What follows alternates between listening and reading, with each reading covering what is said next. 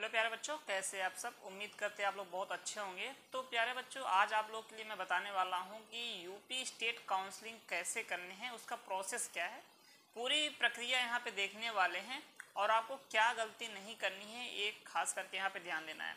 Otherwise अगर आप छोटी सी छोटी गलती आपके लिए बहुत भारी पड़ सकता है, आपका एडमिशन रिजेक्ट तक हो सकता है। आप इतना समझ लो, आपकी जो सीट अलॉट होती है वो भी कैंसिल हो सकती है।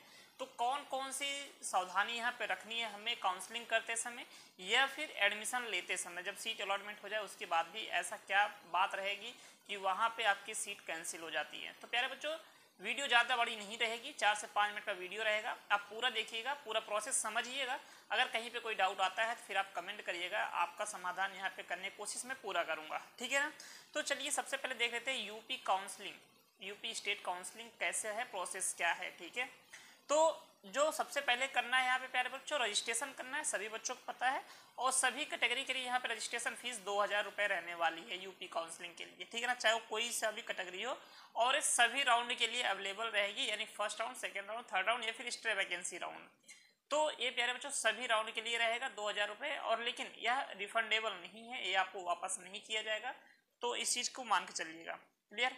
दूसरी जो सबसे इंपॉर्टेंट बात होने वाली है, स्ट्रे वैकेंसी राउंड, ठीक है ना। अगर आपको फर्स्ट और सेकेंड राउंड में या फिर थर्ड राउंड में सीट अलॉट नहीं हुआ है, तो आप अगर स्ट्रे वैकेंसी राउंड में जाना चाहते हैं या आप फिर से जाना चाहते हैं या स्ट्रे राउंड में आप काउंसलिंग करा रहे हैं, तो वहाँ पे आपको 1000 रुपये फिर से जमा करना पड़ेगा। एक रजिस्ट्रेशन फीस की तरीके से रहेगा कि आपको फिर से वहाँ पे 1000 रुपये जमा करना पड़ेगा, जो कि नॉन रिफंडेबल होने वाली है, ठीक है ना। यानी कि फर्स्ट, सेकेंड और थर्ड राउंड में आपको कॉलेज नहीं मिला, स्ट्रे राउंड में आप जा रहे हैं तो वहाँ पे 1000 रुपये एडिशनल आपको देना पड़ेगा, जो कि नॉन रिफंडेबल रहने वाली है प्यारे बच्चों। तो इस चीज़ का ध्यान रखें। उसके बाद सिक्योरिटी मनी की बात कर लें, तो सिक्योरिटी मनी यहाँ पे गवर्नमेंट कॉलेज के लिए सभी कैटेगरी के लिए 20,000 रुपये है, निर्धारित किया गया, फिक्स कर दिया गया है, 20,000 रुपये रहेगी, जो कि रिफंडेबल है, ये आपको वापस कर दिया जाएगा। और प्राइवेट कॉलेज के लिए 50,000 रुपये है, ये भी आपका वापस हो जाएगा सिक्योरिटी मनी। उसके बाद यहाँ पे अगर गवर्नमेंट कॉलेज और प्राइवेट कॉलेज दोनों के लिए आप अप्लाई करना चाहते हैं, तो यहाँ पे 50,000 रुपये है, आप उसको आप कर सकते हैं। अगर 50,000 रुपये दे के आप गवर्नमेंट और प्राइवेट दोनों के लिए अप्लाई कर सकते हैं, दोनों के लिए एलिजिबल हो जाएंगे प्यारे बच्चों। और ये जो सिक्योरिटी मनी रहती है आपका रिफंडेबल होती है, यानी कि आपको वापस कर दिया जाता है। और मैं बार बार बोल रहा हूँ, जब भी आप सिक्योरिटी मनी जमा करें वो अपने पर्सनल अकाउंट से जमा करें या फिर अपने घर के किसी अपने पेरेंट्स के अकाउंट से ही कटवाएं, अदरवाइज वो आपके अकाउंट में डायरेक्ट वापस आ जाएगा। अगर तीसरे पर्सन के थ्रू आप करवाते हैं तो वहाँ पे मिलने के चांसेस थोड़ा सा कम रहते हैं, ठीक है ना। उसके बाद प्यारे बच्चों, जो सबसे और ज़्यादा इंपॉर्टेंट रहने वाली है डॉक्यूमेंट्स को, यानी कि जब आप ये सिक्योरिटी मनी जमा करेंगे तो उसका प्रिंट आउट अपने पास जरूर रखें, क्योंकि ये आपका जब आप मतलब वहाँ पे जाते हो काउंसलिंग होने के बाद, यानी सीट अलॉटमेंट होने के बाद जब एडमिशन लेने जाते हो वहाँ पे सब कुछ मांगा जाता है, ठीक है ना। तो इसलिए सिक्योरिटी मनी का प्रिंट आउट भी रखें अपने पास निकाल के, ताकि आपको कोई दिक्कत ना हो प्यारे बच्चों। लेकिन अगर आपको फर्स्ट और सेकेंड राउंड में अगर सीट मिल गई है और आप एडमिशन नहीं ले रहे हैं, तो आपकी सिक्योरिटी मनी जब्त कर लिया जाएगा। ये चीज़ आप विशेष ध्यान देंगे, ये सीधा सीधा यहाँ पे बता दिया गया है। तो प्यारे बच्चों, ये इतना बेट रहा प्रोसेस के हिसाब से, ठीक है ना, आपको कैसा क्या ध्यान रखना है। उसके बाद अगर मैं बात कर लूँ कि रजिस्ट्रेशन के टाइम में डॉक्यूमेंट्स कौन कौन से रिक्वायरमेंट है, तो प्यारे भाई रजिस्ट्रेशन टाइम में जो भी डॉक्यूमेंट्स रिक्वायर है मैं उसको बता रहा हूँ यूपी काउंसलिंग के लिए। सबसे पहले आपको हाई स्कूल की मार्कशीट होनी चाहिए, इंटर की मार्कशीट होनी चाहिए, ये तो बहुत ही ज़्यादा जरूरी है। नीट स्कोर कार्ड आपका होना चाहिए, और ध्यान रखना नीट स्कोर कार्ड वही होना चाहिए जो रिवाइज करके, यानी दोबारा जो स्कोर कार्ड दिया गया था, यानी कि 26/7/2024 को आया था नीट स्कोर कार्ड, उसी नीट स्कोर कार्ड को हमें यहाँ पे रखना है, ठीक है ना। उसके बाद कैटेगरी सर्टिफिकेट, जो भी कैटेगरी सर्टिफिकेट आपको अपडेटेड होना चाहिए। और डोमिसाइल सर्टिफिकेट, अगर आप दूसरे स्टेट से हैं, तो अगर आप यूपी में अप्लाई करते हैं तो आपको डोमिसाइल सर्टिफिकेट लगेगा, यानी कि ये तो आप 10 और 12 की पढ़ाई यूपी से किए रहे हैं तो आपको नहीं लगेगा, अदरवाइज आपका डोमिसाइल सर्टिफिकेट लगने वाला है। और आइडेंटिटी कार्ड रहनी चाहिए आपके पास, कोई एक ड्राइविंग लाइसेंस हो या फिर आधार कार्ड, पैन कार्ड, कोई सा भी एक होना चाहिए आपके पास। तो इतने डॉक्यूमेंट्स आपके ऑनलाइन रजिस्ट्रेशन के टाइम में अवेलेबल रहने चाहिए, इतने ही डॉक्यूमेंट्स लगने वाले हैं प्यारे बच्चों, ठीक है। लेकिन जो सबसे इंपॉर्टेंट अब बात आती है कि जब आप प्रोसेस कैसे कैसे करते हैं। प्रोसेस यानी रजिस्ट्रेशन होने के बाद आपको इस चीज़ का ध्यान रखना है कि सीट अलॉटमेंट जब हो जाती है तो उसके दौरान हमें जाना पड़ता है नोडल सेंटर, और हमारा जो यूपी का नोडल सेंटर होता है लखनऊ में होता है, गोमती नगर के पास, जो हमारा BHMS का कॉलेज है वहाँ पे होता है।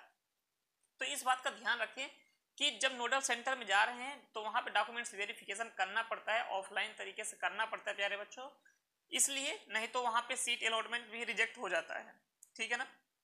तो इस बात का ध्यान रखें कि डॉक्यूमेंट्स वेरिफिकेशन के लिए आपको नोडल सेंटर जाना पड़ेगा और वहाँ पे अपने डॉक्यूमेंट्स को वेरीफाई करवाएंगे। तो पूरा प्रोसेस कैसे होता है, रजिस्ट्रेशन करेंगे, रजिस्ट्रेशन फीस जमा करेंगे, सिक्योरिटी मनी जमा करेंगे, उसके बाद आपको आपकी जो सीट मेरिट लिस्ट आती है, स्टेट मेरिट लिस्ट आती है, उसको देखेंगे, फिर आपको चॉइस फिलिंग करनी है और चॉइस लॉकिंग करनी है। उसके बाद चॉइस फिलिंग चॉइस लॉकिंग करने के बाद आपका सीट अलॉटमेंट हो जाता है। अलॉटमेंट होने के बाद फिर आपको डॉक्यूमेंट्स वेरिफिकेशन के लिए नोटिस सेंटर जाना पड़ता है, जो कि बहुत ही ज़्यादा जरूरी होता है नोटिस सेंटर पर जाना। लखनऊ में आपको जाना पड़ेगा, गोमती नगर कॉलेज में, यानी BHMS कॉलेज है, वहाँ पे आपका वेरिफिकेशन होगा और जब आप वेरिफिकेशन कर लेंगे तो फिर आपका सीट अलॉटमेंट हो जाता है, यानी कि वहाँ पे फिर आपको एक डाउनलोड करने का ऑप्शन मिल जाएगा अलॉटमेंट लेटर को, ठीक है ना। तो प्रोविजनल होता है वो, आप अलॉटमेंट लेटर को आप रख लीजिएगा डाउनलोड करके, उसका प्रिंट आउट रख लीजिएगा, क्योंकि वो चीज़ जरूरत पड़ेगा जब आप एडमिशन लेने जाते हो।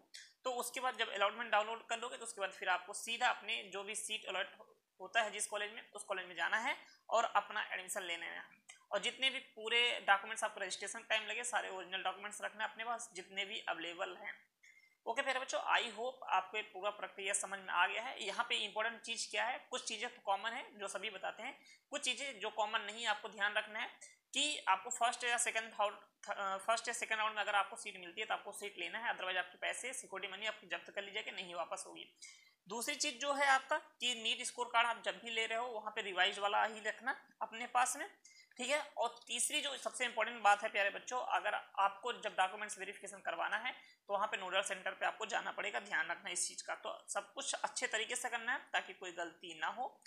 बार बार अगर गलती हो जाएगी प्यारे बच्चों समझ लो कि बहुत ही ज़्यादा आपको परेशानी उठानी पड़ सकती है, इस बात का ध्यान रखें, क्लियर। और जो चौथी पॉइंट रहेगी हमारे पास, जो जब भी आप सिक्योरिटी मनी जमा करेंगे उसका प्रिंट आउट अपने पास जरूर रखें, इस चीज़ को समझ लें, क्लियर। तो आई होप ये सारा प्रक्रिया आपको समझ में आ गया होगा। अगर कहीं कोई डाउट रह जाता है इसके बाद भी तो आप हमें कमेंट कर सकते हैं, मैं आपको यहाँ पे सभी चीज़ का रिप्लाई दे दूंगा, अदरवाइज आपके लिए एक छोटा सा वीडियो बना दूंगा, आपको उससे पता चल जाएगा। तो बस इस वीडियो में इतना ही रहा प्यारे बच्चों। वीडियो अच्छी लगी तो दोस्तों को भी शेयर कर दें लाइक करके, और चैनल पे पहली बार आ रहे हैं चैनल से जुड़ जाएं सब्सक्राइब करके। और आयुष काउंसलिंग यानी यूपी वाले बच्चे हमारे व्हाट्सएप चैनल पे जुड़ सकते हैं, जो कि डिस्क्रिप्शन में उसका लिंक है, ठीक है। बस प्यारे बच्चों, अब bye bye, take care, thank you.